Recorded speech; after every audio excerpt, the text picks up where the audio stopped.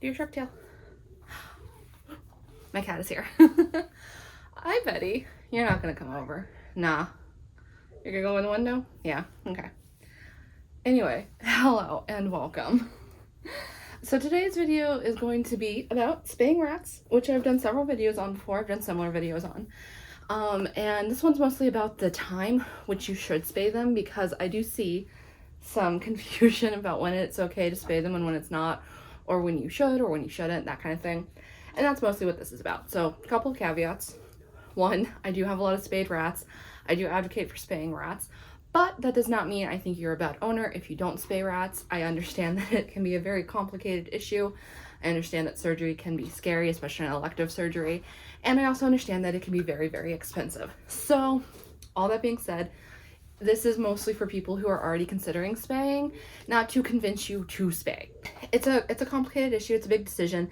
And I don't necessarily think you should do it unless you are comfortable with the idea of it, or comfortable with at least trying it out, because I do completely understand that there's a lot of factors to it.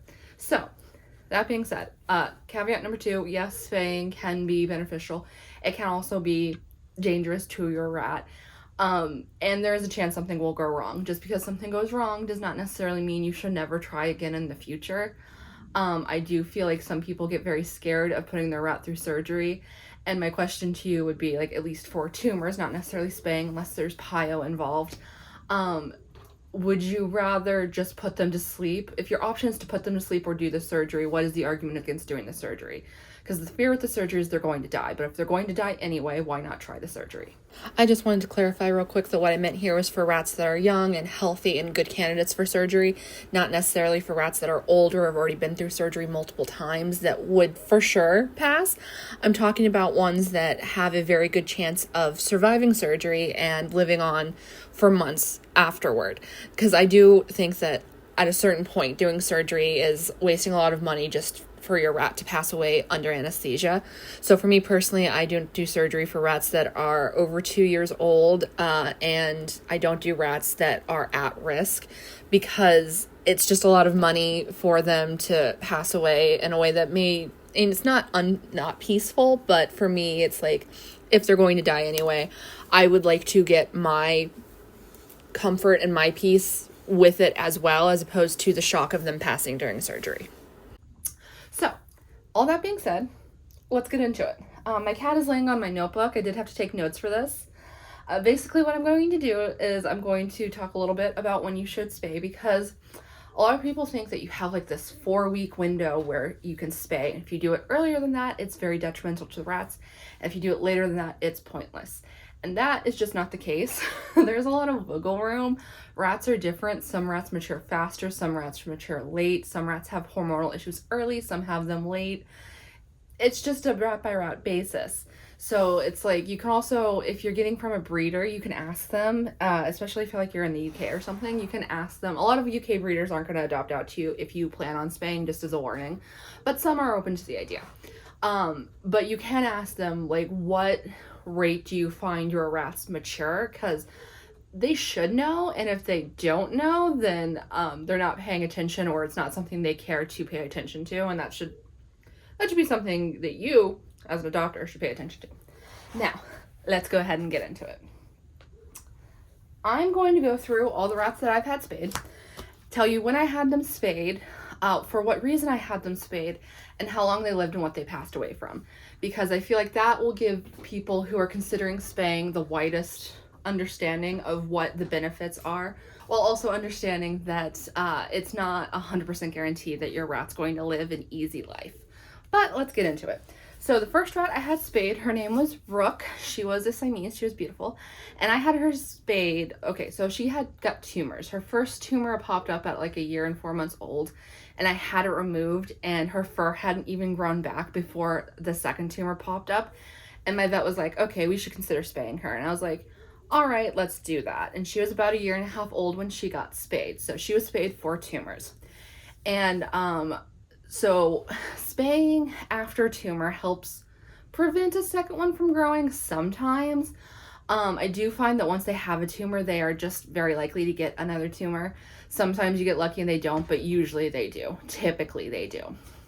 And spaying can help because a lot of tumors are mammary tumors, which are driven by hormones, and spaying them removes those hormones after about 4 to 6 weeks for girls. And hi, Yogi. Hi. And it can help. At the very least, it should slow the growth of tumors. And so Rook did have a recurrence of her tumors after about 7 months from her spay. And considering how quickly she got the second tumor after the first one, I do think spaying helped a lot, and it gave me a lot more time with her. And I have the benefit of having my friend had her sister and mother, and I saw what happened with them. And I do think that if I hadn't gotten Rook spayed, she would have died a lot sooner, just because of how aggressive my friend's rat's tumors were, and they were her sibling and her mother. So like, I do think that Rook benefited from that spay. I don't necessarily think that with all of my rats who got tumors, but we'll get into that in a second. Next, we'll talk about Merritt. Merritt, I got spayed at around 1 year and 4 months old, and for her, it was also because of a tumor. Now, she had she had one tumor on her chest, and I got that removed, and I had her spayed at the same time. Now, Merritt was one of my Novas, and the Novas are the rats that my friend had an accidental litter of, so we had the whole litter, and that benefits me for this conversation because I know what all of them died from, and I know what their mom died from, and their aunt. So with Merritt, I got her spayed, and she had a recurrence after about 8 months, but I don't know if any of those were like true mammary tumors, because even the one on her chest was like a little dark. And then the tumors that she got, she did pass away from these tumors, and Rook passed away from her tumor. Merritt did pass away from tumors, but it was definitely like a malignant, aggressive tumor because the way it was growing, I always described it as like it felt like a sack full of marbles, and it grew extraordinarily fast. So like, not as fast as like a ZGT, as in Ball's gland tumor, but very fast. And that will lead us into the next girl, which is Humdrum, who I had spayed at 1 year and 5 months old, and I had her spayed because she had a little bit of an attitude, and I want to see if that helped curb it, which it did not. But she lived to 3 years and almost 2 months old. It was a month and a half old, roughly. And she passed away. She did get a tumor, a malignant tumor, because I'll get into it in a second. But also from HLD. It was the combination of the tumor and the HLD that made me decide that her quality of life was no longer where it needed to be, and I had her put to sleep at 3 years and 1.5 months old. And that brings us to the Novas in general. So my friend Cappy also had 2 of the Novas, and she had Wookie, who was spayed at about 1.5 years old. And she did it precautionarily because her sister had a tumor, and Cappy's like, I just want to get both of them spayed. I just want to make sure I'm going to do everything I can, basically. And Wookie lived to 2 years and 10 months old, and she passed away from HLD, and she never really had a tumor.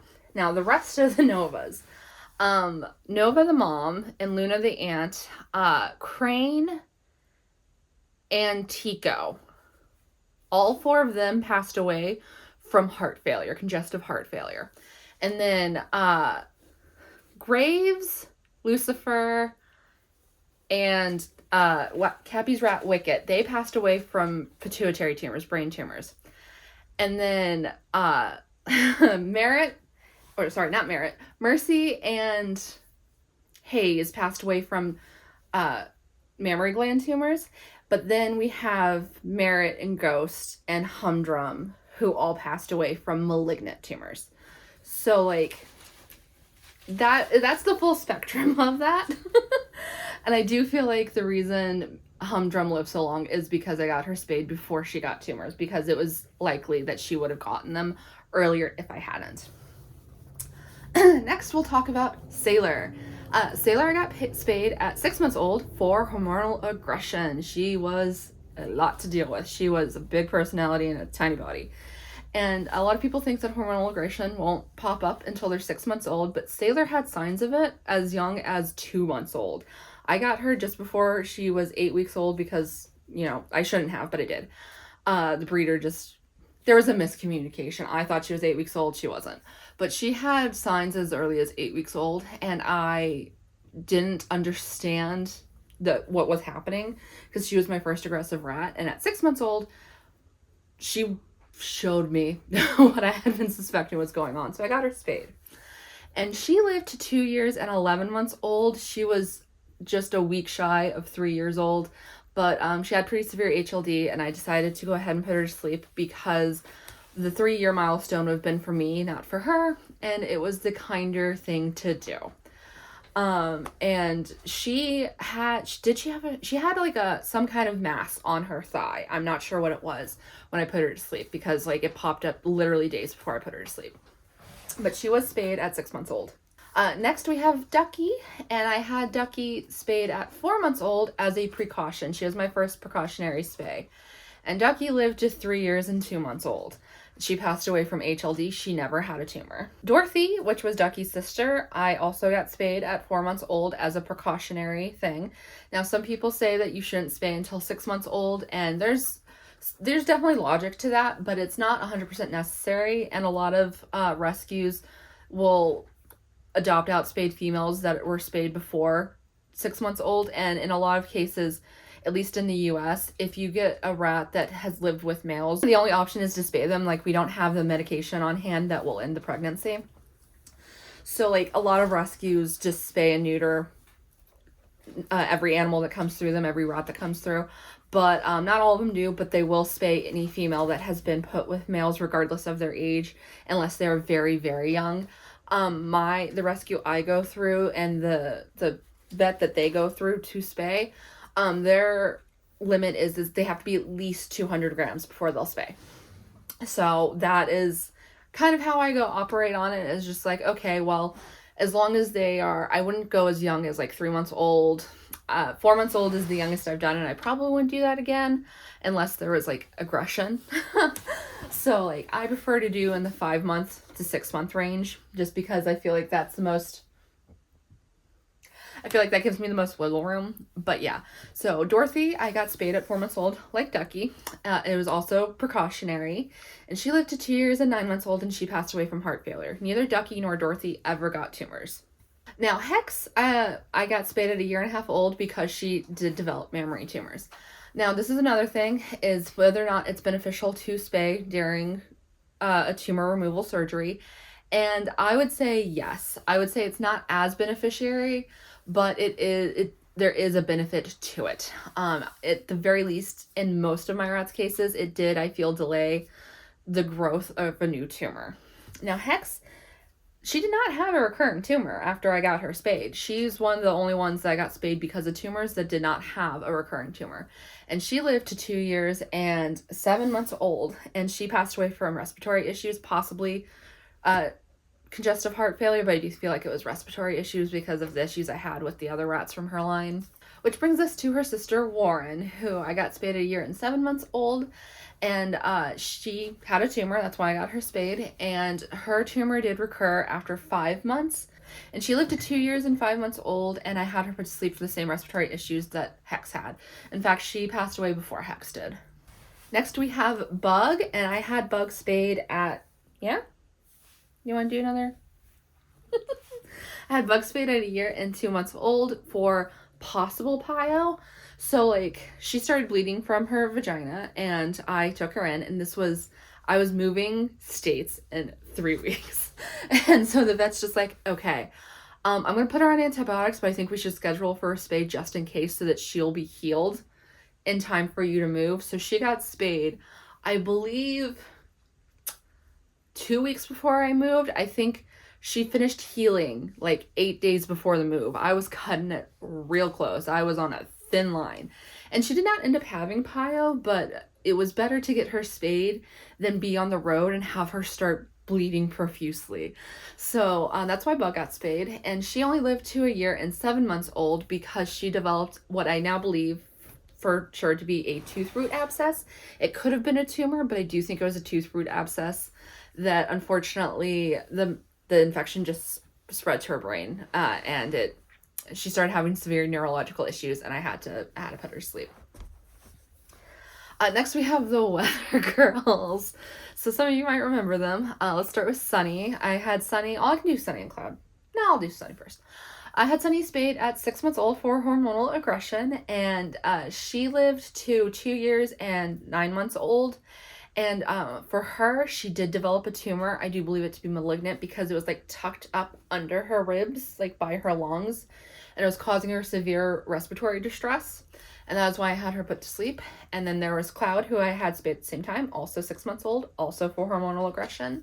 And Cloud lived to 2 years and 3 months old, or no, 2 years and 2 months old. And with Cloud, unfortunately, she developed some kind of infection or neurological issue up here, like one of her eyes was swelling. And we put her on prednisone because we needed something to work. But unfortunately, the prednisone they put her on, I believe it was an ear infection, but I'm not 100% sure. Unfortunately, the prednisone dose that she was put on was way, way too high, and she had a negative reaction to it, and it caused the infection to spread, and she lost a ton of weight, and it just got to a point where I had to put her to sleep. But she never developed a tumor. Next, we have Foggy, who I had spayed at 7 months old for hormonal aggression, and she lived to 2 years and 8 months old, and she passed away from respiratory issues, possibly heart issues, but with her I do feel like it was respiratory issues, and she never developed a tumor. Next we have Lamb, who I had spayed at 5 months old, and she was spayed for aggression, and she lived to 2 years and 10 months old, and she passed away from heart failure earlier this year, like in April? Yeah, in April. So she never developed a tumor. She was a lumpy, bumpy girl, but they weren't tumors. I don't know what they were, but they weren't tumors. But she was a lumpy, bumpy girl. She, like, the 5 rats I got from that breeder have just the weirdest genetics. Because I got Genoma and Jojo from her, and then Curtains, who we're going to talk about in a second, and Suitor. And Suitor we'll also talk about in a second. But, like, all of them, issues. Just issues. So yeah, next we're going to talk about Curtains, and Curtains was 8 months old when I got her spayed. She was spayed precautionarily, and she passed away at 1 year and 7 months old, and it was from what I now believe to be tumors, Zimbal's gland tumors. So since she passed away, I have seen someone else who had a rat that had bilateral Zimbal's gland tumors, which means on both sides. And given how he looked and what happened with Curtains, it was like mirror images of each other, which basically they popped up. They became extremely aggressive and just took over both sides of her face right by her ears and started causing neurological issues very quickly. We're talking a matter of days from when I found them to when I had to put her to sleep. And it does seem to me like she possibly had bilateral Zimbal's gland tumors. And those are not affected by hormones. Those are just, Zimbal's gland tumors are just bad luck.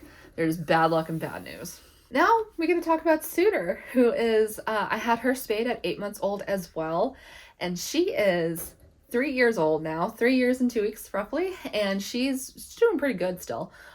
She does have HLD. Most of my girls who get spayed end up with HLD in the latter half of their life, or latter bit. It's like, they usually get it after 2.5 years old. But she does have HLD, but otherwise she is fine. She has not developed a tumor. There are no tumors on that girl. Cross your fingers, everyone. Hopefully that stays the case. But she's doing really well. She's very healthy. And then we have these 2 gravies. Ursula was not spayed, but these 2 were. And that's Kelpie and Thistle. And I got both of them spayed for hormonal aggression at 7 months old. And they are now 2 years and 1 month old. They're both doing pretty well. And neither of them have developed any tumors. And then finally, we have Blooper and Irving, who both of them I got spayed at 5 months old. Blooper for hormonal aggression, and Irving because my vet does 2 rats at a time. If you want to do with like 2 surgeries, you can obviously just do 1. But I figured I might as well take someone in precautionarily, and so I picked Irving. And yeah, they are both doing great. No tumors. They're 1 year and 5 months old now, so hopefully that stays that way. But yeah, that's all the rats I've had spayed, the reasons why, the ages they were at, and whether or not they developed tumors and what they ended up passing away from. Yeah, so kind of the point of this was to show that, yeah, most of the ones I had spayed lived a lot longer. A lot of them didn't develop tumors, but a lot of them did. Spaying only works against mammary gland tumors, and it is very effective, as like most of the rats that on this list did not have a mammary gland tumor. They ended up with something more sinister if they got a tumor. Now, a lot of people think that you can only get them spayed. If you get them spayed after 6 months old, it's pointless. And that's not the case. I've had, most of my rats that I got spayed were over 6 months old, and they all benefited from it. And the same is true that people think that you can't get them, there's no point in getting them spayed if they've developed a tumor because they're going to develop another one. That one I understand more, but I will say the difference in my rats who I didn't get spayed after developing a tumor and the ones I did get spayed is vast. Most of the ones that had already developed a tumor, getting all the tissue out is very difficult, and rats have a ton of mammary tissue. So once they develop one mammary tumor, it is very likely they're just going to develop another and another and another. So it is beneficial, but it's not as beneficial as some would say. So that one's kind of up in the air. But yeah, the point is, if you're thinking about spaying, but your rat is like 7 months old, there's still a benefit. Even if you can't get them spayed to like 8 or 9 months old, there's still a benefit. Again, Humdrum was over a year old and I got her spayed and she didn't develop a tumor. And I do think she would have, considering how many of her siblings ended up with either a pituitary tumor, which is often hormone driven, or mammary gland tumors, which is hormone driven. That being said, I hope this video was beneficial to you. I hope you enjoyed this video. And if you did, you know what to do. All the fun stuff down below. And I'll see you in the next one. Goodbye.